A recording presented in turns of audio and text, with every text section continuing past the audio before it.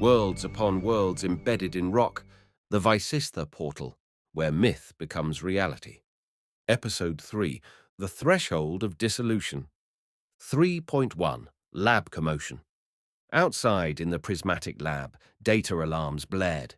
The quantum lattice readouts spiked in ways the systems had never seen. The entire subbubble that formed the rock universe was destabilizing. The 8 participants' neural patterns soared. Control sequences threatened to break down. Software engineers scrambled at their consoles, while the university board members gawked from behind glass partitions. "Are they in danger?" demanded one. The lead engineer replied, "The system's failsafe can forcibly extract them, but the risk is that such an abrupt cut in a highly entangled state might cause neural shock. We have to wait for the participants' own signal if they want out." Yet no one could imagine what the group was experiencing inside a dissolving cosmos. 3.2, Scenes of Unfolding Chaos. Within the rock world, the group soared, or perhaps were carried, across vast distances in seconds, witnessing catastrophic phenomena. Where once stood a quiet village, now was a swirling vortex that sucked up houses and farmland. People, illusions or not, ran in terror, the sky raining meteors. Rivers evaporated in seconds, leaving cracked mud. Further on, new floods erupted from fissures in the ground. Mira clung to Tadeo's arm as they alighted by a devastated city. She noticed ephemeral beings shaped like men, women, animals, all scattering. Some gazed up at the luminous newcomers in awe, as if recognizing them as divine. But unstoppable cataclysm marched on. Tadeo knelt by a trembling child figure, only for that figure to vanish like a wisp of smoke. Illusions indeed, he thought, sorrow welling in him. Arundhati felt tears burn her cheeks. Even illusions can evoke heartbreak. How many worlds within worlds have been lost and remade in ignorance? The Creator hovered nearby, calm yet solemn. Neera stood at his side, face etched with compassion. She stretched out a hand, and a swirl of light enveloped several illusions, who for an instant became calm, as if lulled into a gentle dream. "I cannot save them from the dissolution, but I can ease their fear," she murmured. Arundhati approached. "Creator, you said there might be a way we can help them realize the truth before they vanish?" He nodded. When illusions realize they are illusions, they merge into the infinite peacefully, without terror. Lieutenant Mowbray, unnerved by the cosmic meltdown, interjected, "But how do illusions realize anything? Isn't that contradictory?" The Creator studied him. "You are illusions too, in a sense. Yet you have intelligence, curiosity. All is consciousness. Even illusions partake of it. If they awaken to the truth, the fear dissolves." Tadeo looked around. "We're anthropologists, not gurus. But maybe we can broadcast a message of calm. The text says illusions are shaped by the mind, so if we focus on a single, coherent intention, maybe we can reduce their suffering." Arundhati closed her eyes, recalling a line. "When one abiding in truth beholds illusions, illusions fade." She decided to try. Gathering everyone's mental focus, they projected an overwhelming sense of peace, acceptance, and the knowledge that you are not separate, fear not the end.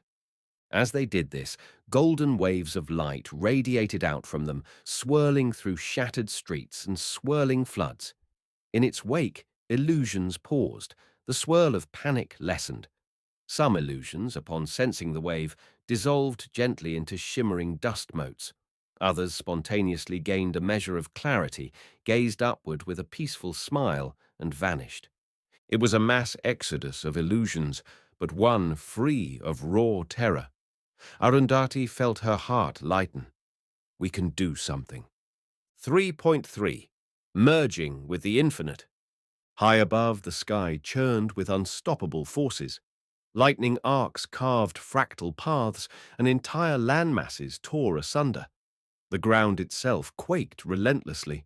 The group moved from region to region, offering this wave of peaceful dissolution.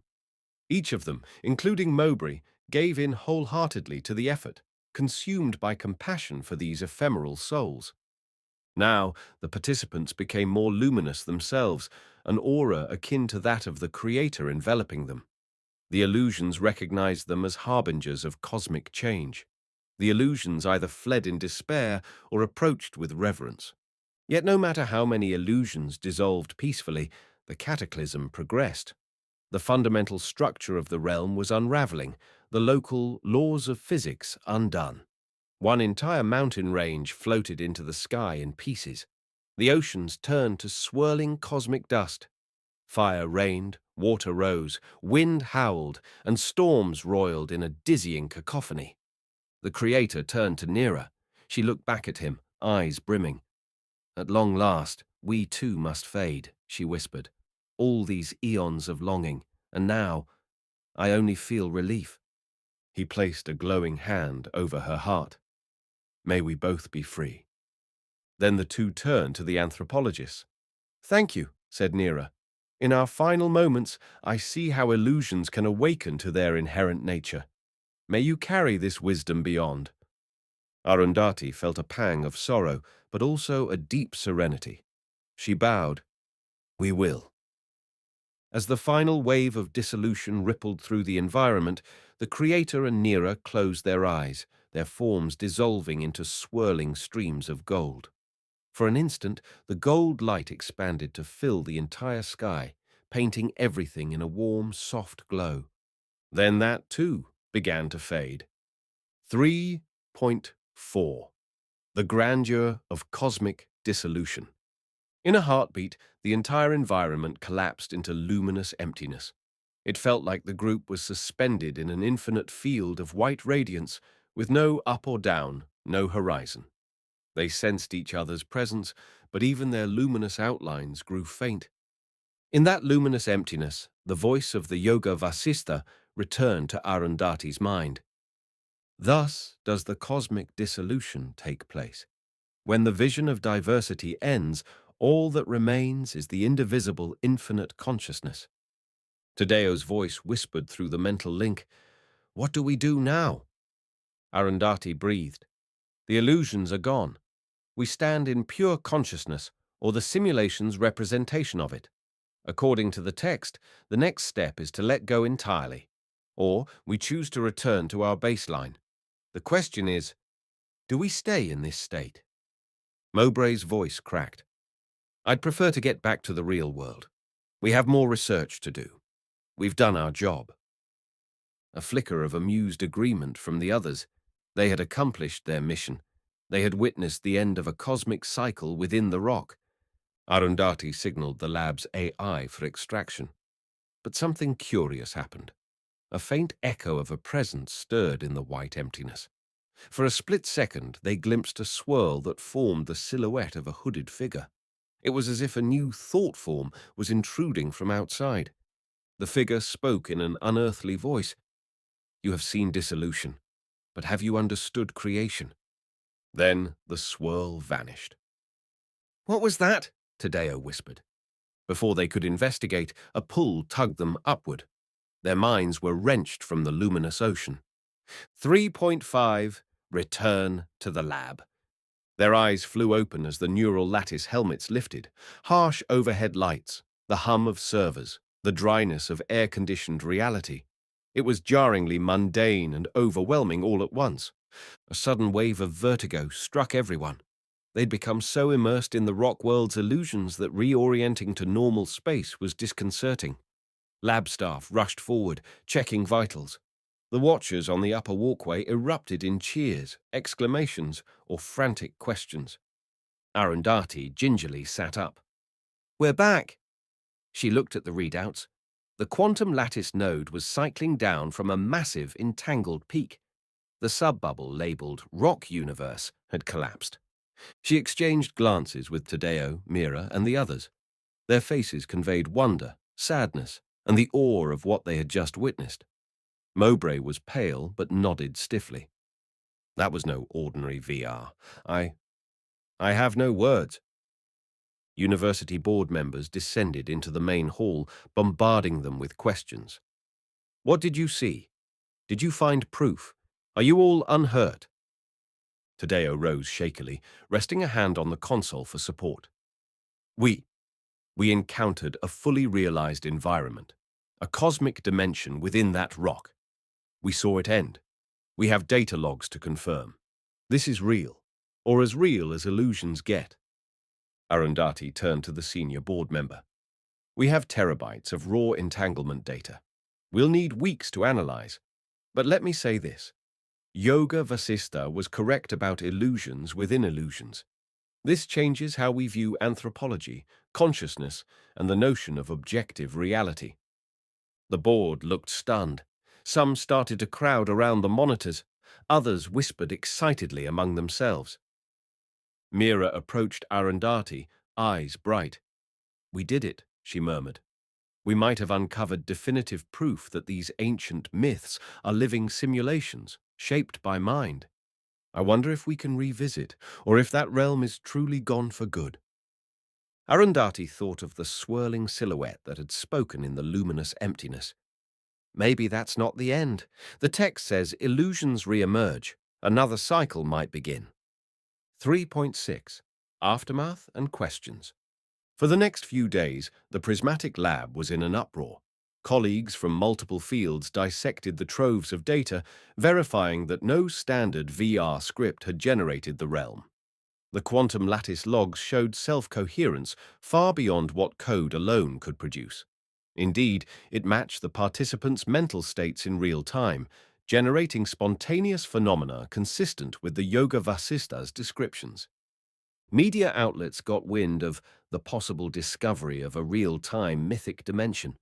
Speculative stories circulated. Many were skeptical, calling it a highly advanced VR hoax. Others embraced it as evidence that ancient spiritual texts contained scientifically verifiable truths. The university board, though astounded, remained cautious.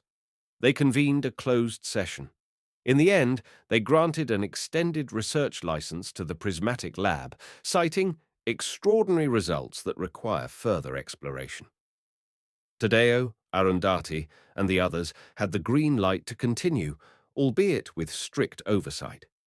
Arundhati wrote a preliminary paper titled World Within the Rock toward a unified model of yogic texts and quantum simulation reality. It included partial translations of relevant Yoga Vasistha passages correlated with the data from their immersion. The academic world was shaken. Some lauded the research as epoch-making, others decried it as metaphysical speculation. Meanwhile, the anthropologists themselves were not fully satisfied. They had only witnessed a dissolution.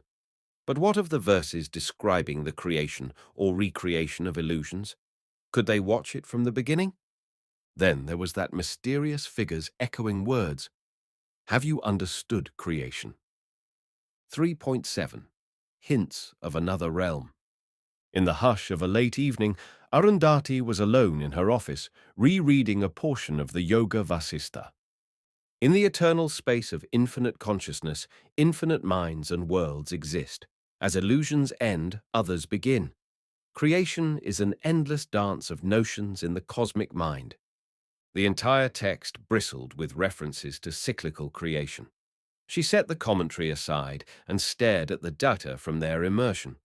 On a whim, she ran a fresh analysis with the AI, focusing on anomalies in the final white light phase. A curious reading appeared, an unusual signal in the wave function about 0.2 seconds before the system completed the extraction. It was as though someone, some entity, tried to interface with them. Could this be a gateway to something else?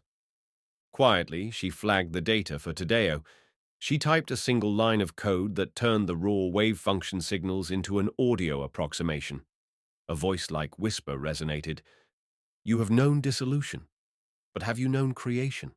Seek the next threshold. Arundhati's stomach flipped. Another threshold? Another domain? Or was it the same domain re-emerging? The text said illusions never truly died. They returned in new forms. She sank back in her chair. This was far from over.